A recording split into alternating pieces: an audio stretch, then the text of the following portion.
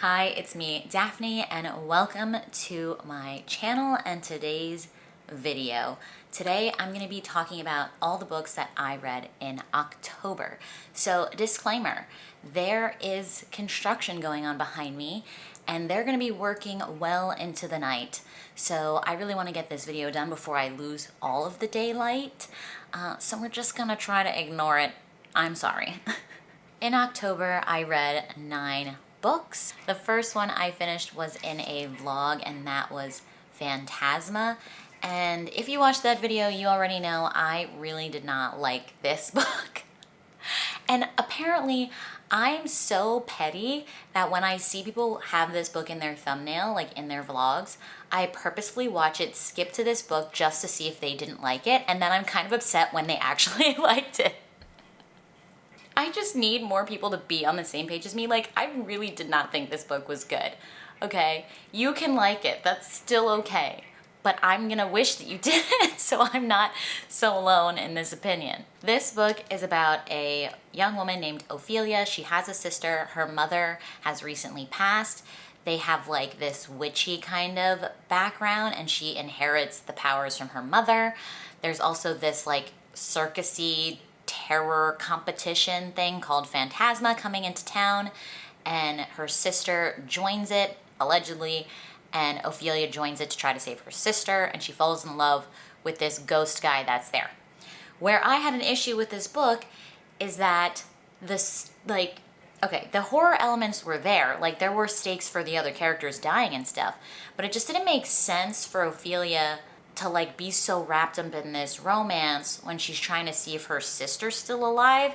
Ophelia already has an advantage because she has these magical powers where the other like normal human people don't, and they're like risking their lives in this game. And she also has the help of this ghost guy to help her like cheat her way through the games because he knows everything that's gonna happen. Her sister's like doing these challenges too, even though she hasn't seen her. And it just never crosses her mind to be like, is my sister even still alive? She's like, I'll just meet her at game 7. Like, I'll just meet her by then, and it'll be fine, and then we'll leave. And I was like, what do you mean? Your sister could literally have died between games 1 and 6. I just didn't think she was likable. I was not charmed by the male character. I don't like competitions in books. This was not it for me, okay? I'm gonna unhaul it. Maybe I'll give it to my bookish IRL friend Maddie. I think she might like this. Otherwise, it'll go in a little free library. But yeah, I gave this 2 stars. I did not like it. And you know, I'd say I'm not gonna recommend it, but everybody else is gonna recommend it. So like, read it if you want to.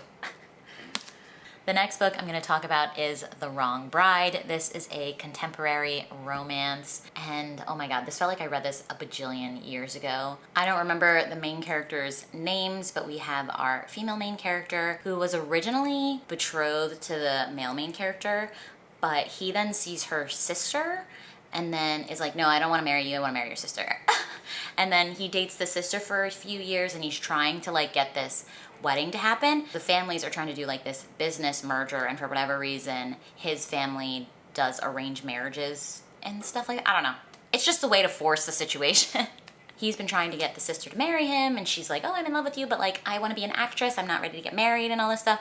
And he's like getting kind of annoyed because he's like, I need to get this contract signed and all this stuff for the business. So his grandmother is fed up with the sister, and she pulls a little switcheroo and forces our heroine to marry the male main character.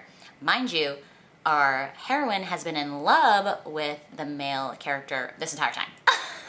And they've been really good friends and stuff, but she's been like pining for him for so long, and it's that story. I ended up giving this book 3 stars, but I will say the writing style of this book I didn't love because it's a lot of just like dialogue, and there's hardly any descriptions. Like, I have no idea what either of the characters look like. Oh, I remember her name now. Her name is Raven, because I was like, okay, maybe she has dark hair, but it never explicitly says what she looks like, and I find that really infuriating. And like, sometimes the scenes were kind of hard to imagine because I couldn't figure out like the place of the characters, like where they were in the world while they're having these conversations. So I found that annoying. But the saving grace for this book was the sister. Let's just call her Hannah. I think it might have been Hannah, actually. Wow. Maybe my memory is not as bad as I thought. Hannah, the sister who was supposed to marry the guy, he's got a weird name. His name was like Aries or something. What the fuck was his name? Aries! Oh my God, I remember things. Oh my God, I'm using my brain and I remember things. Hannah is the character that keeps the plot going because like Raven and Aries are like trying to figure out how to like make this work, and like Hannah just stirs the pot, man. She keeps it interesting. She just keeps throwing wrench after wrench after wrench into situations. She's like the most villainous in a non-physically threatening way in a contemporary story that I've probably read in a long time. You know, like for just a romance, this sister Hannah is just such like an epic villain. Like I was in turmoil about the things that she was doing that was causing so much conflict in the relationship of the main character. So because of that, I really had fun with it. I don't know if I'll continue the series. So the next book I read in October was Know My Name by Chanel Miller. This is a very well-known memoir. If you don't know anything about it, this young woman, Chanel, was sexually assaulted on a college campus. She wasn't a student of the college, but her hometown was like very involved in that campus. She spent a lot of time there, you know, her whole life. So she went to a frat party with her sister and a couple of her sister's friends and woke up in the hospital getting a rape kit done. I ended up giving this 5 stars. I think her writing and her just creative telling of her story beyond just the facts was very, very well done. I was crying at multiple points listening to this audiobook. I got it from the library, and it was a painful read, but I'm glad I finally read it. It's been on my radar for a very, very long time, but I was finally in a place where I was ready to listen to her story. And I would definitely recommend it when you are also ready to listen to that story. Beyond what happened to her, I think the most eye-opening aspect of her accounting of her whole experience was the legal system aspect, and just how like drawn out and miserable the legal system can be, and how like convoluted it is, and how like unhelpful it is, and how manipulative the defense can be to try to confuse her and make her, force her to say things to discredit her, and all this stuff. And yeah, I think that part was also just heart-wrenching. She spent years going through this trial that she didn't even realize she was really signing up for in the first place. You know, she thought the state was just going to take care of it. She didn't realize she was going to be dragged through this for so long. So yeah, very, very good. Highly recommend. Next, I read my IRL book club pick with my friends here in New York City. We read Never Whistle at Night, which is a indigenous anthology of like spooky, unsettling kind of stories. Yeah, I really enjoyed this. I ended up giving it 4 stars. There was a ton of stories in it. There was like maybe 30 so short stories. Obviously, I liked some more than others. I have this, losing my voice. What the fuck? I talked about this book in a vlog as well, the same one as the Phantasma one, I'm pretty sure. So if you want my detailed thoughts on all the stories, you can go check that out. But yeah, I would recommend it. It's a fun time, but go in knowing that it's not going to be like super gory for every story or like super thrilling for every story. I think the scary part in some of them are like how quietly things can like unsettle you.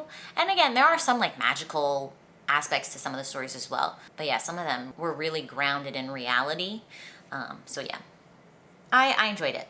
And then the last physical book that I read was Terminal Boredom. I've been reading this book with my husband for over 2 years probably at this point. Chase picked this up a while back, and this is a collection of short stories from a Japanese author, and they have sci-fi vibes to them. Overall, I gave the collection 4 stars. And I finally finished it. I read the second to last story by myself because Chase wasn't liking it, and that was kind of putting us in the reading slump with this book, and that's why we never got back to it together. So I finished that one by myself, and then we read the last one together where I read it out loud and Chase like sits and listens and tries not to fall asleep. I will say we struggled a little bit with the writing style in the translation because the author doesn't really indicate who's talking, like, most of the time. So I'm reading it to Chase and I'm like trying to do the voices. So I'd like read the voices of the woman and then I'd read the voices like the boyfriend or whatever. And I'm like, actually, I have no idea who's talking right now. And I felt like that was kind of important because some of their opinions were very different. So I'm like, I really don't know who's talking. And I'd say that's him. And you'd be like, I have no fucking idea either. So next, I read a KU book called The Orc and the Innkeeper. This was definitely on the cozier side for a monster romance. It has a little bit of a bully aspect to it. So we have our heroine, whose name I could not tell. Oh, actually, her name is Mariah. Oh my God, I am remembering things. So we have our heroine, Mariah, who is an innkeeper in this cute little magical monster-filled town. So she like went to high school in this monster town, and then this orc guy in her school named Thorak would bully her. So it doesn't really go too much into their past, like it does a little bit, but it just sets up their background where like they kind of know each other. It makes it a bit of a second chance romance in the storyline. So the premise is that Thorak has a brewery and he wants to expand it into the human realm. So he's working with this potential investor human guy, but this human guy is very prejudiced against monsters and is hesitant to work with Thorak. So Thorak says he has a human wife that kind of like helps him with the business to earn the trust of this guy. And the guy's like, oh yeah, sure, I'd love to meet her. Like I'm more interested in this adventure or this venture. And he's like, oh shit, I don't really have a human wife. And he happens to have this conversation at Mariah's inn and she overhears and she agrees to help him because she knows he's got money and she's having money problems with her inn. She's got like a pest problem. So that kind of kicks off this fake dating. Honestly, it's a lot of tropes. It's like bully, second chance, fake dating, monster, size difference, pining. Like there's a lot going on in here in this cozy little book. I ended up giving this book 3.5 stars, and then I decided to read one of those random romances that I picked up on the Stuff Your Kindle days, and it was called Schooled. So this was between Lex and Dylan. I only know that because I wrote it down in my review. Good on me, Daphne. Lex is maybe 14 months older than Dylan, but she's 1 or 2 grade levels ahead of him in school. Dylan is Lex's best friend's younger brother. So we've got like best friend's brother trope going on. They knew each other in high school, but they didn't really like talk that much. And she goes off to college. She's like done a couple years in college, and then Dylan transfers to her school, and it's them like having this kind of like romantic moment, and she's like, oh, we can't be together, but he's like, actually I really like you, and she's like, no, like I'm attracted to you, but like your sister would freak out, and it's like them figuring out what's going on with them. You know what I mean? I ended up giving this a 2.5 on my Goodreads review. I said the female main character was kind of annoying and the male main character forgave her very easily for like all the horrible, not horrible, but like all the things she did him wrong. There was just a lot of focus on Lex and her best friend like trying to start this fashion line thing, and I just did not care even a little bit. And I was like, just can we get back to the relationship? Can we get back to something that like at least moves the plot forward? So there are books like Mariana Zapata where the love interest isn't in every scene, but at least the things that are happening push the plot forward as it relates to the characters and their like budding relationship and them getting to know each other and stuff. With the fashion line thing, that had nothing to do with him. It didn't progress the plot for their relationship at all. It was just like some extra thing, and I was like, this is so not important and like interesting. It was so boring. So yeah, 2.5. Then I was like, let me get back on my monster game, and I picked up I Married a Lizardman. This is the first book in the Prime Mating series. It's on the shorter side. So in this one, we had our human heroine named Susan. She's a farmer. This society is very female-led, but she's like the third daughter, so she doesn't have any like land of her own. So she's just trying to get off planet and find a better life for herself. And she signs up for this Prime Mating agency. and she gets paired with this Lizardman. And she's a little hesitant. She's like, I was a little out of my comfort zone. But she's pretty open to it because she's like, okay, maybe this is a chance for a fresh start. She goes to his planet and they get married and they like learn about each other and their cultures. His planet is having issues because his society is full of hunters and that's how like they live, but the animals have disappeared. Like there are no more animals. They've just mysteriously migrated somewhere else and they don't know where they went. So they're having like food shortage problems. So that's the plot and it's pretty sweet. It wasn't as smutty as I anticipated for a shorter monster romance, but I did enjoy the plot well enough. I gave this book 3 stars and I would recommend it and I probably would continue on. Next, I picked up another Stuff Your Kindle Day romance book that I digitally own for free, and that was The Darling, Bad Boys of the NHL Book 1. This is a MFM romance, but like mostly MF with like this other guy that's just there for giggles. So we have Rachel and Ryan, who are the main love interests of this story. They met when they were young because their parents got married. So like they were step siblings to each other, but they were only step brother and sister for like a year or two, and then their parents split up. They ended up growing up in the same town though. They like stayed in that same town and everybody like kind of knew that they were like related. But now it's been many years. She's like post-college. He's very successful in the NHL, but they've always been like holding this flame for each other secretly. So one night, Rachel just gets drunk and she shows up on his doorstep and she's like, yo, I am DTF right now. Like, give it to me. And he's like, I've been dreaming about you every single day of my life. Heck yeah, come inside. But he has a roommate for whatever reason, even though he's like rich. This guy, Jason, who Rachel also knows because they like all grew up in the same town together. Jason walks in because they're hooking up in the living room and he's like, oh, that looks fun. And he just joins. And Rachel's like, yeah, I'm into this. And Ryan's like, I'm not really into this, but like, I really want Rachel, so I'll just put up with it. And it's that kind of story.